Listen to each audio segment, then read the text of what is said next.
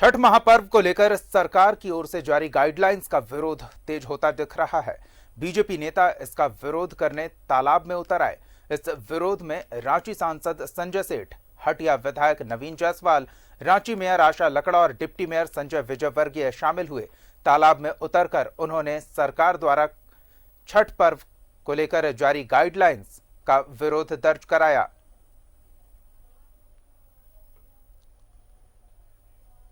तो धीरे धीरे विरोध तेज होता जा रहा है। छठ पर्व के मद्देनजर सरकार ने जो गाइडलाइंस जारी किए हैं उसको लेकर, हालांकि बीते कुछ महीनों में हमने कई पर्व त्योहार गाइडलाइंस की पाबंदियों के साथ मनाए हैं, लेकिन छठ को लेकर क्यों ये विवाद बढ़ता जा रहा है। हमारे सहयोगी शहनवाज हमारे साथ जुड़ रहे हैं, सीधे उनका रुख करेंगे। शहनवाज, बीते कुछ महीनों में हमने तमाम पर्व त्योहार अलग अलग तरह की पाबंदियों के साथ अनलॉक अवधि में मनाई है। तमाम गाइडलाइंस सरकार ने जारी किए थे, उन गाइडलाइंस को पालन किया जा रहा था पूजा कमेटी की ओर से और भी अलग अलग जो समितियां हैं जो त्योहारों का आयोजन करती हैं, लेकिन छठ को लेकर विवाद बढ़ता क्यों जा रहा है?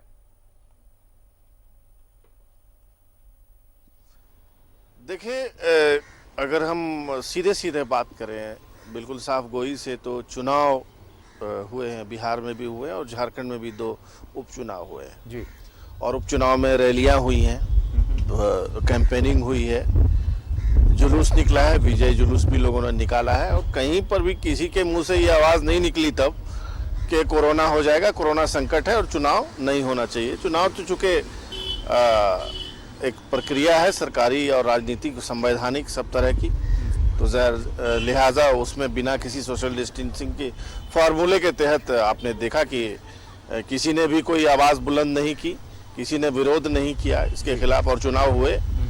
लोक आस्था का महापर्व छठ बड़े धूमधाम से मनाया जाता है, खास करके बिहार और झारखंड में। और बिल्कुल, तो लोगों ने ये देखा है कि चुनाव के समय जब भीड़ जुटती है तो कोरोना गाइडलाइंस निष्प्रभावी हो जाते हैं। उन गाइडलाइंस का या फिर कोरोना संक्रमण का कोई असर उस भीड़ पर नहीं दिखता, लेकिन वो भीड़ जब पर्व मनाने अपने त्योहार के लिए बाहर निकलती है, एक जगह एकजुट होते हैं लोग आस्था से जुड़े आयोजनों में, तब ये कोरोना संक्रमण फैलता है। इस वजह से लोगों का विरोध देखने को मिल रहा है। न सिर्फ आम लोग, पूजा समितियां, बल्कि सरकार के सहयोगी दल कांग्रेस के नेता भी विरोध दर्ज करा रहे हैं। बीजेपी के नेता तो विरोध कर ही रहे हैं। हमारे सहयोगी राजेश हमारे साथ जुड़ रहे हैं और सीधे उनका रुख करेंगे और उनसे जानेंगे कि आखिर ये विरोध धीरे धीरे बढ़ता क्यों जा रहा है गाइडलाइंस को लेकर जो छठ पर्व के मद्देनजर सरकार ने जारी किए हैं। जी राजेश।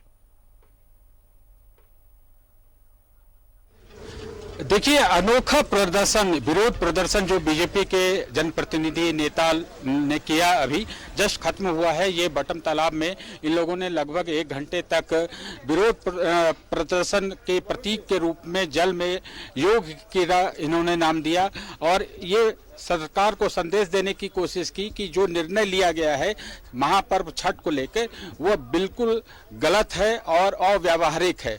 हमारे साथ कुछ सांसद हैं, विधायक हैं, सीपी सिंह जी हैं। अच्छा, क्या प्रदर्शन का मकसद था? देखिए, हिंदुओं के सभी पर्वों पर वर्तमान हेमंत सोरेन की सरकार, इसमें कांग्रेस और राजद भी शामिल है, रोक लगाने का काम करती है, तरह तरह की पाबंदी लगाने का काम करती है। तो ये तो गलत है ना। आखिर हम सब पर्व मनाते हैं, कोविड का हम लोग पालन भी करते हैं, फिर भी आप हम पर प्रतिबंध लगाते हैं। दूसरी तरफ तुष्टीकरण नीति के तहत आप नमाज अदा करते हैं, उस पर कोई पाबंदी नहीं लगाते हैं। जनाजे में हजारों लोग जाते हैं, उसके लिए कोई पाबंदी नहीं लगती है। उर्स का मेला लगता है, उसमें कोई पाबंदी नहीं लगती है। वहाँ कव्वाली होता है, उसमें कोई पाबंदी नहीं लगती है। यहाँ पर आप चादर चढ़ाने सैकड़ों लोगों के साथ जा रहे हैं, कौन सा नॉर्म्स का पालन कर रहे हैं। अभी चुनाव उपचुनाव में हजारों लोगों की सभा को संबोधित किया तो आपने पालन नहीं किया। लेकिन हिंदू का कोई भी पर्व हो, अभी तो हाल में चाहे विजयादशमी का पर्व, चाहते क्या है मतलब हम लोग जो सरकारी गाइडलाइन, सरकार का तर्क है कि ये संक्रमण फैलाएगा। सरकार का तर्क को हम लोग समझते हैं, हिंदुओं पर पाबंदी लगाएंगे तब जो है संक्रमण नहीं फैलेगा। ये तर्क उनका गलत है। मैं एक आग्रह जरूर करूंगा माननीय मुख्यमंत्री हेमंत सोरेन जी से कि आप कांग्रेस के इशारे पर काम कर रहे हैं, तो कम से कम दिल्ली वाले पप्पू की तरह आप तो पप्पू मत तो बनो। कांग्रेस ने भी आग्रह किया, कांग्रेस के नेता ने भी सरकार से पुनर्विचार का। आपको क्या लगता है, ये जो सरकार का तर्क है कि संक्रमण फैलता है, फैलने इसलिए ऐसा किया गया, आपको इसमें कहीं कोई गुंजाइश लगती है कि संशोधन होनी चाहिए और ये ऐसा नहीं होगा? देखिए, ये निर्णय तुष्टीकरण के तहत लिया गया और जिस तरह बहुसंख्यक हिंदुओं के त्योहारों पर लगातार कुठाराघात, और उसी चलते छठ का आस्था का पर्व सरकार ने कहा घर में बैठ के कर लो, तो हम सरकार से आग्रह करते हैं हर झोपड़पट्टी, हर अपार्टमेंट का गड्ढा खोदवा दो और सब पे पानी भरवा दो। पानी पीने के लिए पानी उपलब्ध नहीं करा पा रहे हो और कहले घर में कर लो, ये क्या तमाशा है? इसीलिए इस अलोकप्रिय निर्णय, एक निंदनीय निर्णय के खिलाफ हम सब ने 1 घंटे तक जलाशय में हठ योग किया और सरकार को सुबुद्धि दे। और महान पर्व है छठ। आप देखो, फिर बिहार में देखो, बिहार के अंदर सिर्फ नदियों के अंदर पाबंदी है, जलाशयों में पाबंदी नहीं है। पूरे हिंदुस्तान में छठ पर, पूरे हिंदुस्तान नहीं, पूरी दुनिया के हर एक देश में यह छठ का पर्व मनाया जाता है, कहीं बंदिश नहीं है। लेकिन यह निर्णय कांग्रेस पार्टी करवा रही है। ये कैसे लग रहा है कांग्रेस करवा रही है? बिल्कुल, जितने भी अलोकप्रिय निर्णय है वो कांग्रेस पार्टी करा रही है। माननीय मुख्यमंत्री जी, आप देखो कांग्रेस पार्टी का पूरे देश के अंदर क्या हाल हो गया, पूरे देश से सफाया हो रहा है। और आपसे भी यह आग्रह कि आप निर्णय सोच समझ के लो, नहीं तो कांग्रेस पार्टी जो कर रही है उसका को वजन आपको भी बनना पड़ेगा। थोड़ी देर पहले बात हुई, आप लोग कहे कि छठ तो करेंगे ही, चाहे सरकार कुछ भी करे। करेंगे, बिल्कुल, हम तो आस्था का पर्व है। गाइडलाइंस का उल्लंघन करके लोगों को प्रेरित, हम तो पत्थर को भी महादेव मानते हैं, जल चढ़ाते हैं। लेकिन ये निर्णय हमेशा, कल कहोगे नहीं साहब दिवाली मत मनाओ, दीप जलाने से ग्लोबल वार्मिंग हो जाती है, आप दही हांडी मत करो, आप राखी मत करो, आप पतंग मत उड़ाओ मकर संक्रांति में, आप चूड़ा मत खाओ। ये क्या नालोकप्रिय निर्णय? लाल जी आप क्या चाहेंगे? छोटे से जवाब चाहिए। बिल्कुल, हम चाहेंगे कि आस्था का पर्व को बिल्कुल हम लोग गाइडलाइन कुछ ऐसा जारी कीजिए जिससे घाट पर हम लोग सोशल डिस्टेंस का पालन भी करेंगे और करते आए हैं। हम लोग चाहते हैं, खुद भी सावधानी बरत के हम लोग छठ पर्व करना चाहते हैं, इसलिए तुगलकी फरमान को ये नहीं करे। अभी आपके माध्यम से मुझे आप चाहते हैं संशोधन होगा, लगेगा, लग रहा है चारों तरफ से विरोध हो रहे हैं, आपको लग रहा है ऐसी संभावना? देखिए, सद्बुद्धि आएगी तो संशोधन जरूर होगा, और विवेक मर जाएगा तब तो फिर भगवान मालिक है। लेकिन मैं कहूँगा इसका खामियाजा इस सरकार को भुगतना पड़ेगा।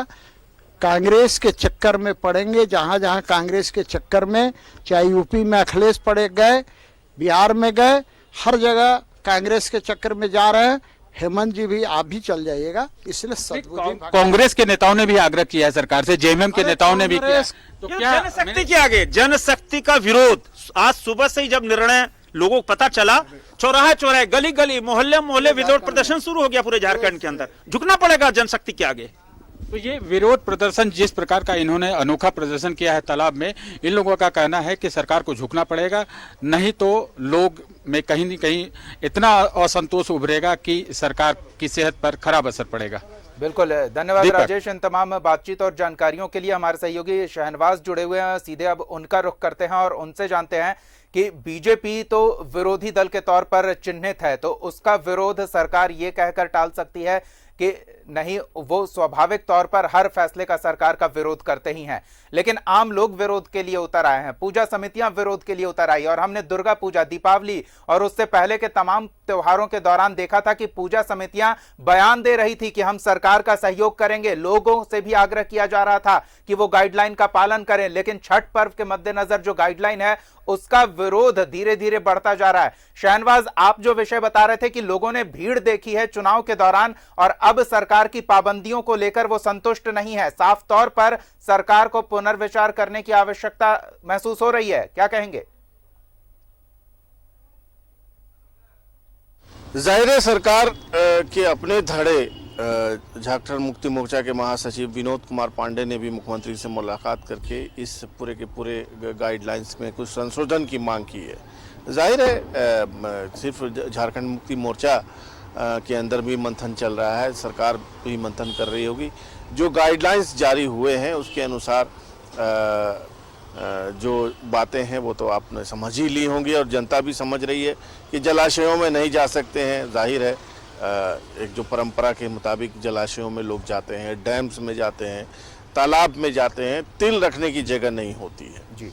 अब बीच का रास्ता निकालना पड़ेगा, क्योंकि सरकार ने चुनाव करवाया है, रैलियां की गई हैं, विजय जुलूस निकले हैं और कुछ बातों का इशारा सीपी सिंह जी ने भी किया है। वो बहुत सारी चीज़ें आ गई हैं पलक पे। मैं कुछ किसी बात को किसी को काटना नहीं चाहता, लिहाजा जन आस्था का मुद्दा होता है जब, तो जाहिर है सरकार को भी सहानुभूति पूर्वक कुछ सॉफ्ट स्टैंड लेने की जरूरत है और पहले भी लिया गया है। आपको याद होगा कि दुर्गा पूजा में भी बहुत सख्त गाइडलाइन जारी हो चुके थे, बिल्कुल, लेकिन चंद दिनों बाद उसमें कुछ ढिलाई दी गई है। देखिए हमारे जो देश है वो खाने पीने के बगैर रह सकता है, लेकिन आस्था से कोई समझौता नहीं कोई करता है और नहीं कोई करना चाहता है।